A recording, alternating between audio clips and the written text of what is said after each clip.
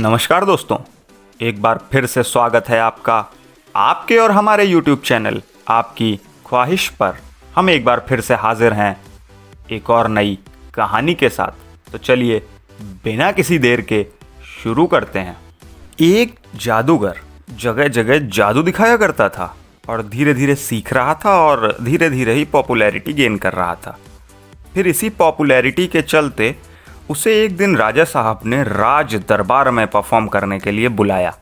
उसने सोचा बाकी सब जगह से तो छोटे छोटे ही इनाम मिलते हैं, लेकिन अगर राज दरबार में कुछ बहुत बढ़िया परफॉर्म किया, कुछ बहुत अच्छा जादू दिखाया तो कुछ बहुत बड़ा इनाम देंगे राजा। जब वह इसी की तैयारी कर रहा था कि राज दरबार में क्या दिखाया जाए, तो उसने पहले तो उसे लगा यह भी कुछ खास नहीं है, कुछ सूझा नहीं, फिर कुछ सूझा तो यह बहुत ऑर्डिनरी साधारण सा है। फिर ऐसे टहलते हुए उसने सोचा क्यों ना राजा साहब का मुकुट ही गायब किया जाए। फिर उसने फाइनल किया और राज दरबार में परफॉर्म करने के लिए वह पहुंच गया। वहां परफॉर्म करते हुए जैसे ही उसने राजा का मुकुट गायब किया, सारे दरबारी हंसने लगे।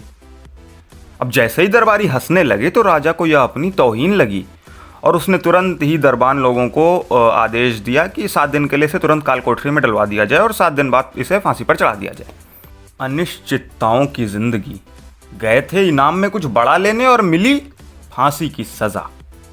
जेल में उससे जब मिलने उसकी पत्नी आई तो वह बहुत दुखी थी। तब जादूगर ने उसे समझाया कि अभी तो 7 दिन बचे हैं, तब तक मुस्कुराओ, खुश रहो, जिंदगी का आनंद लो। जब पत्नी ने ऐसा सुना तो उसे लगा कि ये मौत को सामने देखकर पगला गए हैं और बहकी बहकी बातें कर रहे हैं। फिर ऐसा रोज होता। जादूगर से रोज मिलने उसकी बीवी आती। अब वह बताता अब आज 4 दिन बचे, आज 3 दिन बचे, खुश रहो, मुस्कुराओ। फिर फांसी वाले दिन सुबह सुबह जादूगर को फांसी की जगह पर ले जाया गया। तब राजा भी वहां अपने घोड़े पर सवार होके आए। तब इस जादूगर को एक आइडिया आया और यह दुखी होकर एक जगह पे बैठ गया। तब राजा ने पूछा क्या हुआ भाई, उस दिन तो बहुत जादू दिखा रहा था, मुकुट गायब कर रहा था, अब आई अकल ठिकाने पर। तब जादूगर ने जवाब दिया कुछ नहीं साहब, बस एक कला जिस पर मैं पिछले कई साल से काम कर रहा था वह मेरे साथ ही चली जाएगी। मैं उड़ने वाला घोड़ा तैयार कर रहा था जिसमें भी 1 और साल का समय लगना था, पर अब ये सब मेरे साथ ही चला जाएगा, बस इसका दुख है और कोई बात नहीं। जब राजा ने जादूगर से ऐसा सुना तो उसने सोचा अगर उड़ने वाला घोड़ा मुझे मिल गया तो मैं सारे युद्ध बहुत आसानी से जीत जाऊंगा।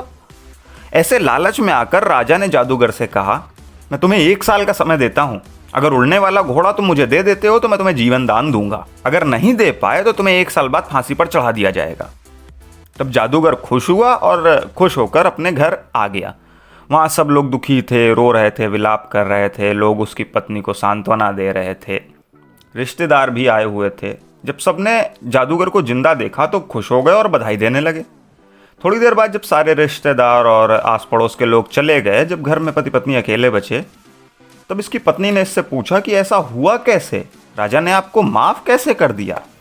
तब जादूगर ने जवाब में वही सब बताया जैसा हुआ था। उसकी पत्नी फिर दुखी हो गई कि अब तो सिर्फ 1 ही साल बचा है। तब जादूगर ने उसे समझाया कि वह भी जानता है कि उड़ने वाला घोड़ा नहीं बन सकता, पर 1 साल का ही समय है, पर उस चिंता में यह 1 साल तो बर्बाद नहीं कर सकते ना, यह तो एंजॉय करना चाहिए, इसमें तो अपनी पूरी जिंदगी जीनी चाहिए। उसके बाद हुआ कुछ ऐसा कि 3 महीने बाद किसी युद्ध में राजा साहब की मृत्यु हो गई और 6 महीने बाद सब लोग भूल गए कि जादूगर को फांसी की सजा मिलनी थी, उसे उड़ने वाला घोड़ा देना था। अब जादूगर अपना जीवन तो एंजॉय कर ही रहा था और जैसे ही ऐसा सब हुआ उसने अपना 1 गियर और ऊपर चढ़ा के अपनी एंजॉय और मौज मस्ती को और आगे ऊपर बढ़ा दिया। हमारे साथ भी हमेशा ऐसा ही होता है, हम कल की चिंता में आज को एंजॉय ही नहीं कर पाते। अरे कल जो होना है वो तो होगा ही यार, अभी को एंजॉय करो, एंजॉय द मोमेंट। चलिए हम मिलते हैं फिर आपसे अगली वीडियो में, तब तक के लिए enjoy every moment, learn every moment. सीखते रहिए और आगे बढ़ते रहिए। Tell me that you love me, even if it's fake.